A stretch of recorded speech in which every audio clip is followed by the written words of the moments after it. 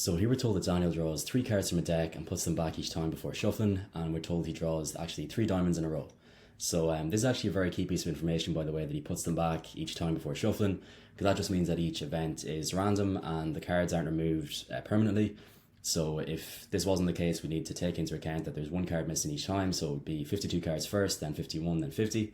But again, this isn't an element of this question, but it's just something to keep an eye out on, that if he doesn't put the card back, it does actually affect the probability going forward. But we know he gets 3 diamonds, and we're asked what is the sample frequency of drawing a diamond. So the sample frequency is going to be based on what he's actually done, and we're asked how much bigger is this sample frequency than his actual probability of drawing 3 diamonds in a row. So we're going to start off by working out the sample frequency, and that is going to be the fraction, which is the number of diamonds drawn. Actually, I've just got diamonds drawn, so put a little hashtag for number over the number of cards drawn.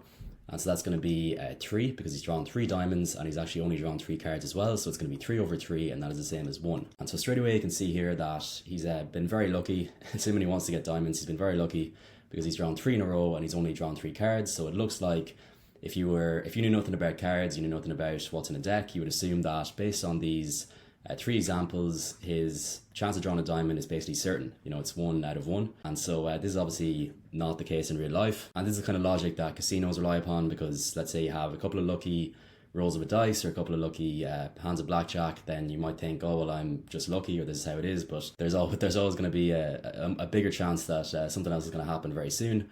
But in any case, that's a sample frequency, so that's going to be 1. And now we need to work out the probability of him actually drawing 3 diamonds. So, let's just look at it sort of objectively based on the number of cards in the deck and what they are. And so we know that the 4 different kinds of cards in the deck, so the 4 different suits, are going to be diamonds, clubs, spades, and hearts, which I've just created a list here for, so S for suits. And that just means that because a quarter of the deck is diamonds, so diamonds is just one of these 4 suits, we can say that the probability of drawing 3 diamonds is going to be a quarter times a quarter times a quarter.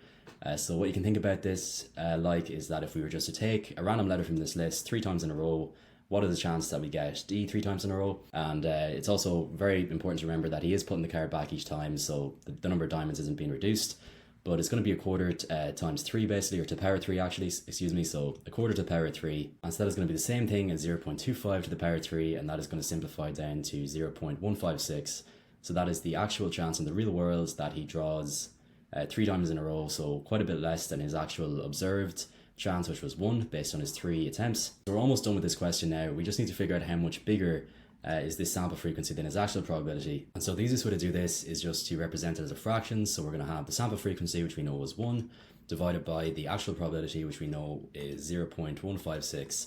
And so now we just need to put this in the calculator to find out how many times bigger the sample frequency was. And when we put this in the calculator, we're going to find that it was 6.4 times bigger. So that's going to be our final answer here. And this is actually a great example of why we need a lot of data points for a sample frequency, because if you just draw a card 3 times and you get the same card or the same kind of card 3 times in a row, you would be pretty misled about how likely that is to actually happen in real life.